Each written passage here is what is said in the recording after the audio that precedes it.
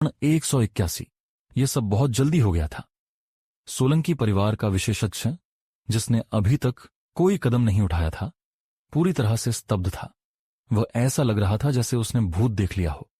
उसने सोचा था कि उसका साथी इस लड़के को एक ही चाल में आसानी से हरा देगा, लेकिन इसके उलट हुआ। इस लड़के ने एक ही चाल में सोलंकी परिवार के एक विशेषज्ञ को मार डाला, जो हुआक्सिया की ग्रैंड मास्टर रैंकिंग में शामिल था। उसका शरीर थोड़ा कांप रहा था जब वह विहान को देख रहा था, और वह अनजाने में कुछ कदम पीछे हट गया। जो उसने देखा, उसके आधार पर उसके पास कोई मौका नहीं था। उस क्षण विहान ने अपना सिर उठाया। उसकी नजर एक तेज तलवार की तरह थी जब उसने कहा, आगे आओ और मर जाओ। सोलंकी परिवार के विशेषज्ञ की आंखों में डर भर गया था। वह और क्या कर सकता था? उसके पास आगे बढ़ने के अलावा कोई विकल्प नहीं था। हालांकि जब वह विहान से 1 मीटर की दूरी पर था, प्लॉप! वह घुटनों के बल बैठ गया। जियांगन प्रांत के सोलंकी परिवार का एक निश्चित नियम था। जब तक वे सोलंकी परिवार से थे, वे सोलंकी परिवार के सदस्यों के अलावा किसी के सामने घुटने नहीं टेक सकते थे। हालांकि इस समय उस व्यक्ति को इसकी परवाह नहीं थी। अगर वह घुटने टेकता तो शायद भविष्य में उसकी मृत्यु हो। अगर वह अब घुटने नहीं टेकता तो वह अभी मर जाता।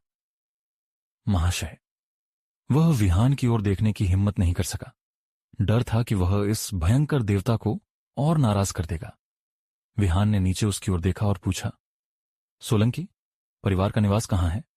उस व्यक्ति ने तुरंत कहा, सोलंकी परिवार का निवास यहां से कुछ दूरी पर है। इसे जियांगन प्रांत में नानकिन विला कहा जाता है। जियांगन प्रांत के दक्षिण की ओर पहाड़ी सड़क पर जाएं और 500 मीटर चलें। उसे नहीं पता था कि विहान इस जानकारी से क्या करना चाहता था। क्या यह लड़का सोलंकी परिवार पर हमला करने की योजना बना रहा था? क्या तुम्हारा युवा मालिक घर पर मौजूद है? विहान ने आगे पूछा। उस व्यक्ति ने बार बार सिर हिलाया। महाशय, इस समय सोलंकी परिवार ने अपनी सारी ताकत एक निश्चित व्यक्ति को पहाड़ से बाहर लाने के लिए लगा दी है। हम कुछ दिन पहले माउंट एमेई से लौटे थे, लेकिन हमें वह नहीं मिला जो हम चाहते थे। पिछले कुछ दिनों में हमें उस व्यक्ति के बारे में खबर मिली। पुराने मालिक, कुछ युवा मालिक और सोलंकी परिवार के कुछ मुख्य लोग माउंट कुनलुन के लिए निकल गए हैं। इस बार दर्जनों लोग गए हैं, जो सोलंकी परिवार की ईमानदारी को दर्शाता है। पुराने मालिक ने एक बार कहा था कि अगर सोलंकी परिवार इस व्यक्ति को अपने संरक्षक के रूप में आमंत्रित करने में सफल हो जाता है, तो सोलंकी परिवार निश्चित रूप से जियांगन प्रांत का नंबर 1 मार्शल आर्ट परिवार बन जाएगा। विहान ने अपनी आंखें संकुचित कीं। सोलंकी परिवार वास्तव में माउंट कुनलुन गया था। उस स्थिति में इसका मतलब था कि जिस व्यक्ति को वे आमंत्रित कर रहे थे, वह संभवतः कुनलुन पर्वतों से था। विहान की माउंट कुनलुन की समझ हर किसी से कहीं अधिक थी। सोलंकी परिवार की शक्ति और प्रभाव के साथ उनके लिए कुनलुन पर्वतों में कदम रखने की योग्यता होना असंभव था। इसलिए यह सबसे अधिक संभावना थी कि यह कुनलुन पर्वतों का एक विशेषज्ञ था। भले ही ऐसा न हो, यह अभी भी बहुत खतरनाक था, क्योंकि वहां ऐसे सन्यासी भी थे जो विभिन्न कारणों से कुनलुन पर्वतों से निष्कासित कर दिए गए थे। ये विशेषज्ञ असाधारण रूप से मजबूत थे और शायद उससे भी आगे निकल सकते थे। हालांकि ये लोग ठंडे और अभिमानी थे, नाम और धन के प्रति उदासीन। सोलंकी परिवार को इन लोगों को पहाड़ छोड़ने के लिए भी विचार करने के लिए बहुत आकर्षक शर्तें पेश करनी पड़ती। फिर भी इसका मतलब था कि अब नानकिन विला की ओर जाना उसके लिए बेकार था, क्योंकि वह केवल कुछ नौकरों को मारकर खत्म कर देता। क्या तुम्हें पता है कि सोलंकी परिवार कब लौटेगा? विहान ने पूछा। सोलंकी परिवार का विशेषज्ञ अपने सिर को ढोल की तरह हिलाने लगा। महाशय, सोलंकी परिवार में मेरा दर्जा सबसे औसत है। मुझे ऐसी जानकारी कैसे पता होगी? हालांकि माउंट एमेई की उनकी यात्रा के आधार पर इसमें कम से कम आधा महीना लगेगा। समझ गया। अब क्या तुम आत्महत्या करना चाहते हो या मुझे खुद करना पड़ेगा? विहान ने उसकी ओर ठंडे नजरों से देखा। सोलंकी परिवार का विशेषज्ञ स्तब्ध रह गया। उसने सोचा था कि अगर वह ये बातें बताएगा तो दूसरा पक्ष उसकी जान बख्श देगा। उस तरह वह युवा मालिक सोलंकी को सूचित कर सकता था और सोलंकी परिवार से जांगन प्रांत में विशेषज्ञों को वापस भेजने के लिए कह सकता था ताकि इस लड़के को मार डाला जाए। उसे उम्मीद नहीं थी कि यह लड़का इतना निर्मम होगा। स्पष्ट रूप से बाद वाले का शुरू से ही उसे जिंदा छोड़ने का कोई इरादा नहीं था। उसके दिमाग में जीवित रहने की प्रबल इच्छा भर गई क्योंकि उसने अपनी कमर से एक खंजर निकाला और विहान के सीने में घुसाने की कोशिश की। विहान ने ठंडी हंसी हंसी और खंजर को पकड़ने के लिए हाथ बढ़ाया। अपनी 5 उंगलियों को तेज धार पर बंद कर लिया। हालांकि एक बूंद खून भी नहीं बहा। सोलंकी परिवार का विशेषज्ञ स्तब्ध रह गया। इससे पहले कि वह प्रतिक्रिया कर पाता, विहान का हाथ हिला और उस व्यक्ति की कलाई टूट गई। विहान ने फिर एक कदम आगे बढ़ाया और उसी खंजर से उस व्यक्ति की गर्दन काट दी। पुची खून फव्वारे की तरह फूट पड़ा और उस व्यक्ति की भयभीत आंखें धीरे धीरे अपनी चमक खो बैठीं। उसके बाद विहान बगीचे से निकल गया, परमजीत को शवों से निपटने के लिए कहा और जिया चौहान के कमरे की ओर बढ़ा। हालांकि जब वह फिर से विला में घुसा तो उसने देखा कि जिया चौहान लिविंग रूम में थी, एक सम्मानित मध्यम आयु वर्ग के व्यक्ति के साथ। दिलीप चौहान। जब दिलीप चौहान को विला के पहरेदारों से विहान के आने की खबर मिली तो वह जल्दी से वापस आ गए। जब उन्होंने विहान को देखा तो उनकी नजरें जटिल भावनाओं से भरी थीं। जिया, अपने कमरे में वापस जाओ, दिलीप चौहान ने आदेश दिया। पिताजी, मैं वापस नहीं जा रही। जिया चौहान ने बिना झिझक विहान के पास खड़े होकर उसकी रक्षा करने का फैसला किया। दूसरी ओर विहान ने मुस्कुराया और राहत महसूस की। उसने उससे कहा, जिया, अपने कमरे में वापस जाओ। मैं तुमसे वादा करता हूं कि मैं 5 मिनट में ऊपर आऊंगा। दिलीप चौहान उसके लिए कोई खतरा नहीं थे। इसके अलावा दिलीप चौहान की अभी की नजर में शत्रुता नहीं थी, बल्कि दया थी। जिया चौहान ने विहान की ओर देखा और अपने होंठ काटे। उसने अंततः सिर हिलाया और जल्दी से लिविंग रूम से गायब हो गई, जिससे वे दोनों अकेले रह गए। आप विहान हैं? बैठिए। दिलीप चौहान ने 2 कप चाय बनाई और 1 कप उसके सामने रख दिया। विहान ने सिर हिलाया और सोफे पर बैठ गया। दिलीप चौहान ने विहान की ओर देखा। उन्हें एहसास हुआ कि यह लड़का उनके सामने किसी भी तरह की हीनता या कमजोरी नहीं दिखा रहा था। वह असाधारण था। अगर सोलंकी परिवार न होता तो शायद वह वास्तव में विहान को एक मौका देने के लिए तैयार होते। दिलीप चौहान ने चाय का एक घूंट लिया और सीधे मुद्दे पर आए। आपको जिया और तरुण सोलंकी की शादी की व्यवस्था के बारे में पता होना चाहिए, है ना? हां, आपको सोलंकी परिवार की पृष्ठभूमि और ताकत के बारे में पता होना चाहिए, है ना? हां, मुझे आपके हेवनली जस्टिस ग्रुप और आपकी मार्शल ताकत के बारे में पता है। आपने पुलकित तोमर को हराया, जिससे आप हुआक्सिया की ग्रैंडमास्टर रैंकिंग में 350वें स्थान पर या उससे ऊपर होंगे। मुझे मानना होगा कि आप एक युवा हैं जिसमें बहुत संभावनाएं हैं। हालांकि क्या आपको तरुण सोलंकी की रैंकिंग की स्थिति पता है? विहान ने कुछ नहीं कहा। उसकी नजर उदासीन थी। दिलीप चौहान ने सिर हिलाया। उन्हें नहीं पता था कि विहान अभी भी इतना निडर कैसे हो सकता था। उन्होंने अपनी चाय का प्याला नीचे रखा और गंभीरता से कहा, चूंकि आपको नहीं पता तो मैं आपको बताता हूं। तरुण जियांगन प्रांत के शीर्ष 10 मार्शल आर्ट प्रतिभाओं में से एक है। कुछ दिन पहले ही उसने एक विशेषज्ञ को मार डाला और हुआक्सिया की ग्रैंड मास्टर रैंकिंग में 199वें स्थान पर पहुंच गया। आपके और उसके बीच का अंतर स्वर्ग और पृथ्वी जैसा है। एपिसोड 100, 82,299वां स्थान ग्रैंड मास्टर रैंकिंग में अंतर स्वर्ग और पृथ्वी जैसा था। विहान ने यह सुनकर उज्ज्वल मुस्कान बिखेरी। दूसरों की नजरों में तरुण सोलंकी वास्तव में एक अद्वितीय प्रतिभा हो सकता था। उसने युवा उम्र में ही हुआक्सिया की ग्रैंडमास्टर रैंकिंग के शीर्ष 200 में प्रवेश कर लिया था और उसके पीछे शक्तिशाली सोलंकी परिवार का समर्थन था। इस अर्थ में उसका भविष्य असीमित था। हालांकि विहान के लिए तरुण का कोई उल्लेख करने योग्य महत्व नहीं था। यहां तक कि रहस्यमयी संसार कब्रिस्तान के चमत्कारों को छोड़ दें तो भी तरुण के लिए विहान को मारना असंभव था। वह कुनलुन पर्वतों का एक सन्यासी था। सन्यास एक ऐसा मार्ग था जो स्वर्ग के खिलाफ जाता था और अमृता की खोज करता था। तो क्या अगर तरुण सोलंकी की प्रतिभा चौंकाने वाली थी और सोलंकी परिवार की शक्ति राक्षसी थी? तो क्या अगर हुआक्सिया की ग्रैंडमास्टर रैंकिंग का सबसे मजबूत व्यक्ति उसके सामने खड़ा हो? आखिरकार वे सभी नश्वर थे और अंततः मिट्टी में मिल जाते। 100 साल बाद दुनिया निश्चित रूप से उन्हें भूल जाएगी। जहां तक विहान की बात थी, 1000 साल बाद भी उसकी किंवदंती हुआक्सिया में मौजूद रहेगी। दिलीप चौहान ने देखा कि विहान इस क्षण में अभी भी मुस्कुरा रहा था और वह और अधिक असहाय महसूस करने लगे। उन्होंने कहा, विहान, यहीं रुक जाओ। मैं अपनी पूरी कोशिश करूंगा कि सोलंकी परिवार से तुम्हारी जान बख्शने की विनती करूं। विहान ने ठंडी हंसी हंसी और बीच में टोकते हुए कहा, अंकल, मैं आपकी दयालुता की सराहना करता हूं। हालांकि मैं सोलंकी परिवार को खुद संभाल लूंगा। इसमें हस्तक्षेप करने की जरूरत नहीं है। उसे ठुकरा दिया गया। दिलीप चौहान स्तब्ध रह गए। फिर सोचा, उन्हें एहसास हुआ कि उनके शब्दों ने अनजाने में विहान के आत्मसम्मान को ठेस पहुंचाई होगी। दूसरी ओर से अस्वीकृति सिर्फ उसकी आखिरी जिद थी। इस तरह उन्होंने कहा, विहान, मैं भी इससे गुजर चुका हूं। मुझे तुम्हें एक सलाह देने दो। संयम एक उपयोगी चीज है।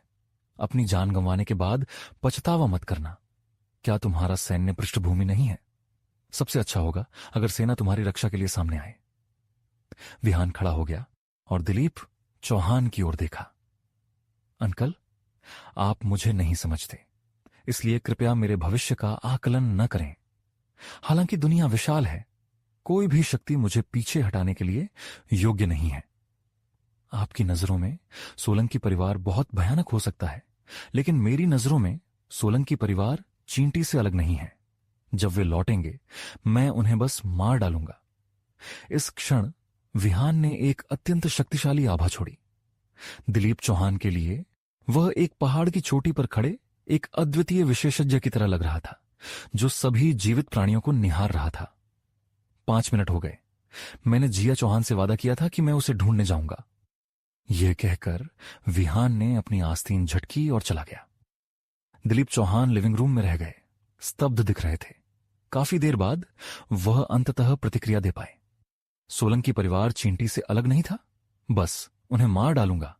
हिस्सा। विहान इतना अभिमानी था, हालांकि वह मजबूत था। क्या वह वास्तव में ज्यांगन प्रांत के एक शीर्ष मार्शल आर्ट परिवार को खत्म कर सकता था? यह संभावना नहीं थी। अगर असंभव नहीं तो।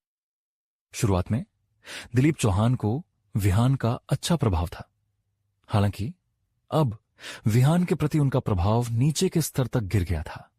वह घमंडी और अभिमानी था। चाहे ऐसी शख्सियत कितनी भी प्रतिभाशाली हो या कितनी भी संभावनाएं रखती हो, वह निश्चित रूप से कम उम्र में मर जाएगा।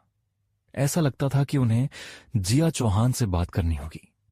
इस तरह का व्यक्ति उनकी बेटी के योग्य नहीं था। आधे घंटे बाद विहान ने चौहान परिवार के निवास को छोड़ दिया। जाने से पहले विहान ने जिया चौहान को मिंकुई विला का पता बताया। जिया चौहान ने भी विहान से वादा किया कि वह अगले कुछ दिनों में उसे ढूंढने का तरीका निकालेगी। जब वह गेट पर पहुंचा, परमजीत उसके पास आया। क्या तुमने शवों का निपटारा कर दिया? यह हो गया मिस्टर विहान। अब आप कहां जाने की योजना बना रहे हैं? वापस विला? विहान ने सिर हिलाया और उसकी ठंडी आंखें संकुचित हो गईं। हिडन ड्रैगन बिल्डिंग की ओर। परमजीत स्तब्ध रह गया और उसका चेहरा अजीब हो गया। हिडन ड्रैगन बिल्डिंग स्वर्गीय राजा रंजीत मल्होत्रा का क्षेत्र था। यह व्यक्ति उस पूरी इमारत की सभी शक्तियों को नियंत्रित करता था। रंजीत मल्होत्रा एक ऐसा अस्तित्व था जो ज्यांगन प्रांत के प्रमुख परिवारों को प्रतिबंधित कर सकता था। इतना ही नहीं, रंजीत मल्होत्रा की व्यक्तिगत मार्शल ताकत भयानक थी और उसने एक रहस्यमयी मार्शल आर्ट आधारित शक्ति को पोषित किया था। ऐसा कहा जाता था कि उसकी रहस्यमयी शक्ति ज्यांगन प्रांत के मार्शल आर्ट परिवारों से मुकाबला कर सकती थी। हालांकि किसी ने भी इस शक्ति को कभी नहीं देखा था या अधिक सटीक रूप से कोई भी इस शक्ति को देखने के योग्य नहीं था। मिस्टर विहान वहां क्या करने जा रहे थे? मानो परमजीत के भ्रम को भांपते हुए विहान ने कहा, मैंने सुना है कि यह हिडन ड्रैगन बिल्डिंग जियांगन प्रांत में एक बहुत शक्तिशाली शक्ति का घर है। मिस्टर विहान, मेरे पास कुछ है जो मुझे नहीं पता कि कहना चाहिए या नहीं। बोलो। जियांगन प्रांत में 3 शक्तियां हैं जिनसे आप उलझ नहीं सकते। पहला, जियांगन प्रांत मार्शल आर्ट्स एसोसिएशन। दूसरा, जियांगन प्रांत के शीर्ष मार्शल आर्ट परिवार। तीसरा, हिडन ड्रैगन बिल्डिंग का रंजीत मल्होत्रा। विहान कार में बैठ गया लेकिन जवाब नहीं दिया। वह यह नहीं कह सकता था कि उसके पास इन तीनों में शक्ति में लोग थे और उनमें से एक को उसका अपना गुट माना जा सकता था। 20 मिनट बाद कार हिडन ड्रैगन बिल्डिंग के पास रुकी। विहान ने परमजीत को जाने का निर्देश दिया और फिर हिडन ड्रैगन बिल्डिंग की ओर चला।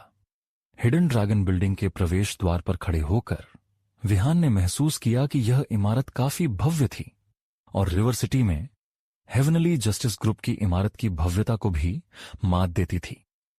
इसे जियांगन प्रांत का एक लैंडमार्क माना जा सकता था। दरवाजे की रखवाली करने वाले लोग भी कमजोर नहीं थे और उनमें से एक तो ग्रैंड मास्टर भी था। विहान कुछ लोगों की ठंडी नजरों को भी महसूस कर सकता था जो स्पष्ट रूप से संभावित उपद्रवियों पर नजर रख रहे थे। ऐसा लगता है कि रंजीत मल्होत्रा ने कुछ हासिल कर लिया है। विहान ने प्रशंसा के कुछ शब्द बुदबुदाए। यह सुनिश्चित करने के बाद कि कोई उसका पीछा नहीं कर रहा था, वह अंदर चला गया। जल्द ही कुछ ठंडी आवाजें गूंज उठीं। रुक जाओ, वहीं रुक जाओ। जैसे ही विहान बोलने वाला था, एक महिला तेजी से अंदर से बाहर आई। जब उसने विहान को देखा, उसकी आंखें चमक उठीं और वह जल्दी से उसके पास गई और सम्मानपूर्वक अभिवादन किया। मिस्टर विहान, आप आखिरकार आए। कृपया मेरे साथ चलें। जब वे पहरेदारों के पास से गुजरे, महिला ने कहा, भविष्य में mister Vihan hidden dragon building में इच्छानुसार प्रवेश कर सकते हैं। किसी को भी उन्हें रोकने की अनुमति नहीं है। पहरेदारों के चेहरे के भाव नाटकीय रूप से बदल गए।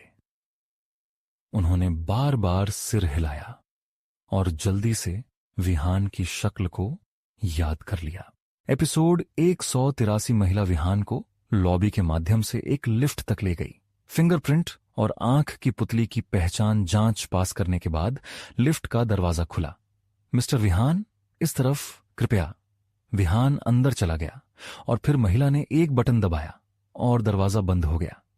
माहौल शांत था जब तक कि महिला ने चुप्पी तोड़ी और अचानक विहान के सामने आधा घुटने टेकते हुए सम्मानपूर्वक कहा, हॉल मास्टर, मैं लावण्या हूं, रंजीत मल्होत्रा की अधीनस्थ। असत्कार के लिए माफी मांगती हूं क्योंकि हमने जानबूझकर हॉल मास्टर की पहचान उन्हें नहीं बताई। विहान ने सिर हिलाया। मैं समझता हूं, उठो। आखिरकार बाहर के लोग रंजीत मल्होत्रा की मुख्य शक्ति का हिस्सा नहीं थे और किसी भी समय विश्वासघात कर सकते थे। रंजीत मल्होत्रा और लावण्या ने उसकी पहचान की रक्षा के लिए ऐसा किया। विहान को पता था कि रंजीत मल्होत्रा ऊपर उसका इंतजार कर रहा होगा। 5 सेकंड बाद लिफ्ट का दरवाजा खुला। शक्तिशाली आध्यात्मिक ऊर्जा की लहरें उसकी ओर बढ़ीं और विहान की आंखें संकुचित हो गईं क्योंकि उसने अपने आसपास का जायजा लिया।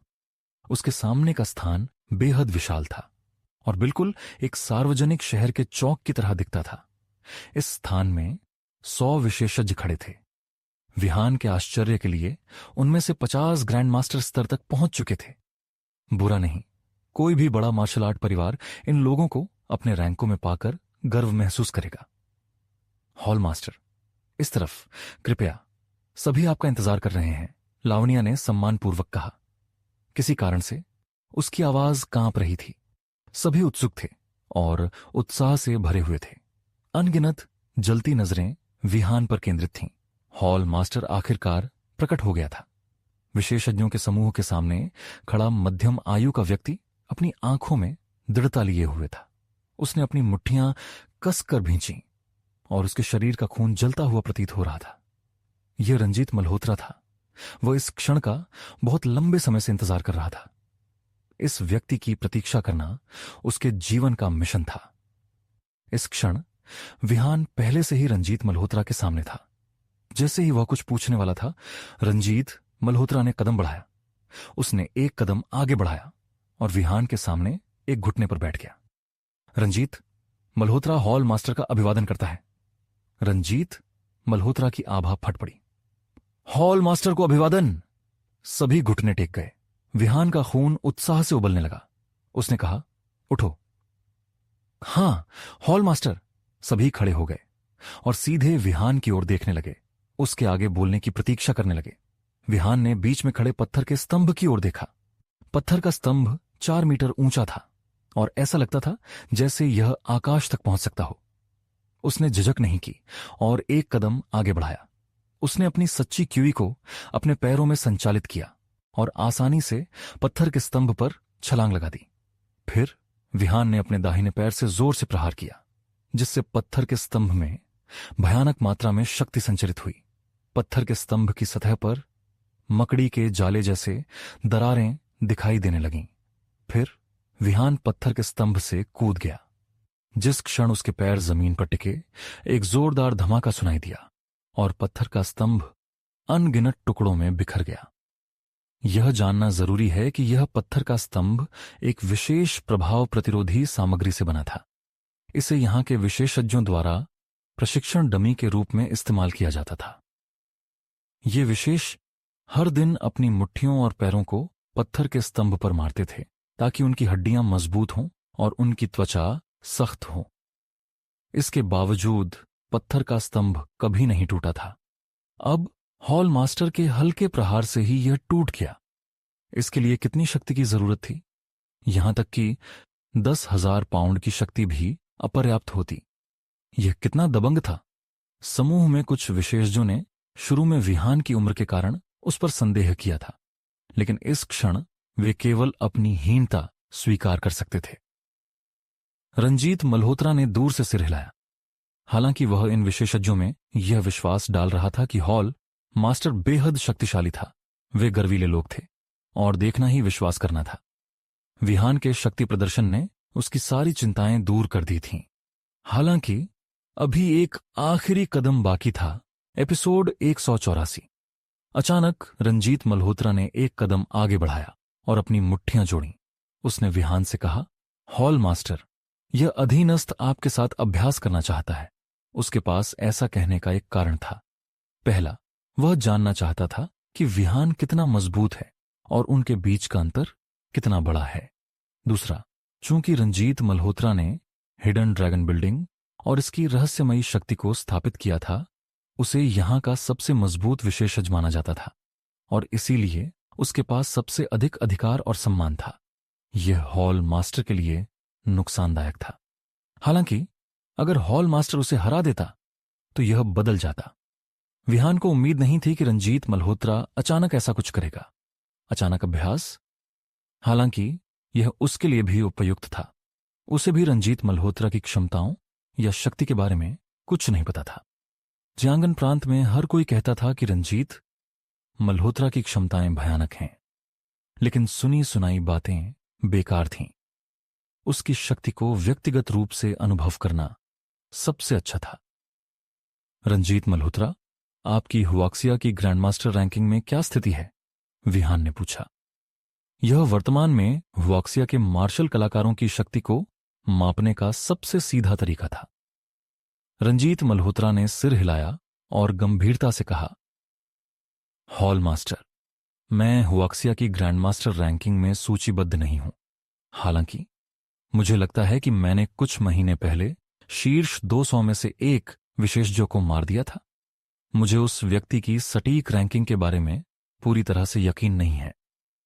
दरअसल हुआक्सिया की ग्रैंडमास्टर रैंकिंग सटीक नहीं हो सकती, क्योंकि कई विशेषज्ञों का डेटा उनकी आखिरी लड़ाई के आधार पर है और इसलिए यह बहुत पुराना हो सकता है। जब तक हाल की लड़ाई का रिकॉर्ड न हो, उनमें से ज्यादातर अपनी रैंकिंग से अधिक मजबूत होते हैं। जियांगन प्रांत में कुछ छिपे हुए विशेषज्ञ भी हैं जो रैंकिंग में नहीं हैं, लेकिन उनकी शक्ति भयानक है। हालांकि अगर कोई हुआक्सिया की ग्रैंडमास्टर रैंकिंग के शीर्ष 100 में प्रवेश करता है तो डेटा को बहुत अधिक सटीक माना जाता है। विहान ने सिर हिलाया। इस सिद्धांत के अनुसार रंजीत मल्होत्रा को तरुण सोलंकी से मजबूत होना चाहिए। जहां तक यह बात थी कि वह उससे मजबूत था या नहीं, यह अनिश्चित था। ठीक है, यह अपने अधीनस्थ की शक्ति का अनुभव करने का एक अच्छा अवसर था। विहान ने एक कदम आगे बढ़ाया और गंभीरता से कहा, अपना कदम उठाओ। विशेषज्ञ एक एक करके बिखर गए ताकि हॉल मास्टर और रंजीत मल्होत्रा को लड़ने के लिए जगह मिल सके। रंजीत मल्होत्रा की आंखें संकुचित हो गईं। वह बेहद गंभीर था। उसने मार्शल आर्ट्स क्षेत्र में विहान की शक्ति को देखा था और जानता था कि हॉल मास्टर क्या करने में सक्षम है। स्वाभाविक रूप से उसे नरमी बरतने की जरूरत नहीं थी। उसने अपने घुटनों को मोड़ा और उसकी टांगों से शक्ति फट पड़ी, क्योंकि वह बिजली की तरह विहान की ओर बढ़ा। पलक झपकते ही वह विहान के सामने था और तुरंत एक मुक्का मारा। विहान रंजीत मल्होत्रा की दबंग शक्ति को महसूस कर सकता था। अगर वह क्यूई परिवर्तन क्षेत्र में प्रवेश नहीं करता तो वह रंजीत मल्होत्रा का मुकाबला नहीं कर पाता। हॉल मास्टर, कृपया हमला करें, रंजीत मल्होत्रा की आवाज गूंजी। बहुत अच्छे।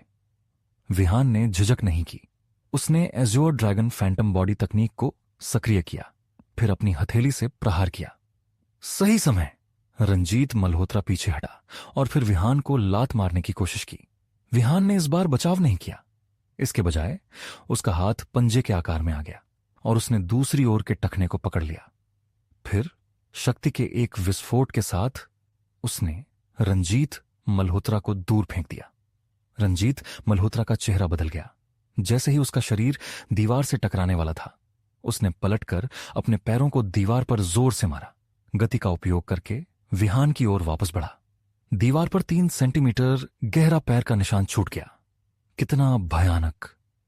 Shadow fist! रंजीत मल्होत्रा ने अपनी घातक चाल का इस्तेमाल किया, जिससे विहान की आंखें थोड़ी संकुचित हो गईं। फिर भी वह बेहद शांत रहा। रंजीत मल्होत्रा की शक्ति उन कुछ ग्रैंडमास्टर्स से कहीं अधिक थी जिन्हें उसने मारा था। ऐसा लगता था कि हुआक्सिया की ग्रैंडमास्टर रैंकिंग में 200वां स्थान एक विभाजन रेखा था, जहां केवल शीर्ष 200 को ही सच्चे ग्रैंडमास्टर कहा जा सकता था। आने वाले मुक्के को देखते हुए विहान ने तुरंत एक जवाबी मुक्का मारा। धूम! कुछ क्षण बाद रंजीत मल्होत्रा का चेहरा नाटकीय रूप से बदल गया। उसका खून जोर से उबलने लगा और वह 10 मीटर पीछे हट गया, लगभग जमीन पर गिरते गिरते बचा। यह दृश्य देखकर देख रहे विशेषज्ञ हैरान रह गए। रंजीत मल्होत्रा एक के बाद एक लड़ाई में हार गया था। हालांकि विहान आराम से दिख रहा था, वह भी थोड़ा हाँफ रहा था। उसका माथा पसीने से ढक गया था। यह लड़ाई कुनलुन पर्वतों से लौटने के बाद उसके लिए सबसे थकाऊ थी। अगर वह मार्शल तकनीकों और युद्ध अनुभव में इतना आगे नहीं होता तो रंजीत मल्होत्रा के साथ यह लड़ाई बराबरी पर खत्म हो सकती थी। रंजीत मल्होत्रा ने अपने दिल के झटके को दबाया और अचानक घुटने टेक दिए। हॉल मास्टर, दया दिखाने के लिए धन्यवाद। एपिसोड 185। उठो। हालांकि यह सिर्फ एक अभ्यास सत्र था, मैंने ज्यादा नरमी नहीं बरती। तुम बहुत मजबूत हो, विहान ने प्रशंसा की। उसने एक गोली निकाली और रंजीत मल्होत्रा को सौंपी। इस गोली को लेने के बाद तुम्हें बेहतर महसूस होगा। धन्यवाद, हॉल मास्टर। रंजीत मल्होत्रा ने गोली ली और तुरंत निगल ली, जिसके बाद उसे अपनी चोटों के ठीक होने और अपनी शक्ति में वृद्धि का एहसास हुआ। जैसे ही वह कुछ बोलने वाला था, विहान ने कहा, मुझे एक कलम और कागज दो और एक शांत जगह की व्यवस्था करो। मैं तुम्हें कुछ अच्छा दूंगा। रंजीत मल्होत्रा की आंखें चमक उठीं और उसने जल्दी से कहा, हां, हॉल मास्टर। विहान ईमानदारी से रंजीत मल्होत्रा की चिराग शामक से ज्यादा परवाह करता था। आखिरकार पहला एक पूरे गुट का नेता था। जितना मजबूत रंजीत मल्होत्रा होगा, उतना ही भयानक आश्चर्य का तत्व होगा जब वह और उसकी सेनाएं प्रकट होंगी। इसलिए उसे अब जो करना था वह था रंजीत मल्होत्रा को मजबूत करना। पहले मकबरे के विशेषज्ञ अरमगदेव ने उसे कई मार्शल आर्ट तकनीकें दी थीं, जो सभी रंजीत मल्होत्रा की दबंग शैली के लिए उपयुक्त थीं। रंजीत मल्होत्रा ने फिर उसे एक गुप्त कार्यालय में ले गया, जहां विहान ने 2 मार्शल आर्ट तकनीकों और एक संन्यास तकनीक को लिखा और रंजीत मल्होत्रा को सौंप दिया। अब से इनका अध्ययन करो, अगर कुछ समझ ना आए तो मुझे फोन कर सकते हो, विहान ने कहा। रंजीत मल्होत्रा ने अपने हाथों में 3 पुस्तिकाओं को लाल आंखों से देखा। वह अच्छी तरह जानता था कि ये 3 पुस्तिकाएं कितनी मूल्यवान थीं और ये उसकी अपनी शक्ति के लिए क्या मायने रखती थीं। साथ ही तुम अब प्राचीन मार्शल आर्ट प्रैक्टिशनर नहीं हो, याद रखो, तुम एक सन्यासी हो। जहां तक क्षेत्रों के विभाजन की बात है, मैंने इसे पहले ही लिख दिया है। Body tempering realm, soul opening realm, qi transformation realm, unity realm, true soul realm और इमॉर्टल रियल्म। इन 6 क्षेत्रों में से प्रत्येक 9 स्तरों में विभाजित है। प्राचीन मार्शल आर्ट और संन्यास के बीच कुछ समानताएं हैं, इसलिए तुम्हें शुरू से शुरू करने की जरूरत नहीं है। तुम्हारा वर्तमान संन्यास स्तर क्यूई ट्रांसफॉर्मेशन रियल्म के आसपास होना चाहिए। हालांकि यह बहुत स्थिर नहीं है। अगर तुम इसे स्थिर कर लो तो तुम और भी मजबूत हो जाओगे। विहान ने और 20 गोलियां निकाली और रंजीत मल्होत्रा को सौंप दी। Hall master. रंजीत मल्होत्रा को नहीं पता था कि क्या कहना है। उसे इतनी कीमती चीजें स्वीकार करने में शर्मिंदगी महसूस हुई। विहान मुस्कुराया। तुम मेरे दाहिने हाथ हो और एक साथी हो जिसकी मुझे परवाह है। अगर तुम मजबूत हो तो तुम्हारा गुट मजबूत होगा।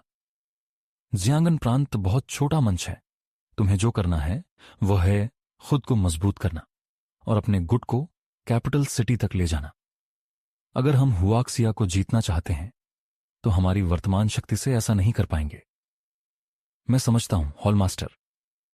जब रंजीत मल्होत्रा ने विहान के शब्द सुने, उसने अपनी मुट्ठियां कसकर भींच लीं और उसकी आंखें दृढ़ संकल्प से चमक उठीं। विहान उसे कुछ और निर्देश देने के बाद वहां से चला गया। हिडन ड्रैगन बिल्डिंग से निकलने के बाद वह परमजीत को फोन करना चाहता था, लेकिन उसे अपने फोन पर एक अपठित संदेश मिला।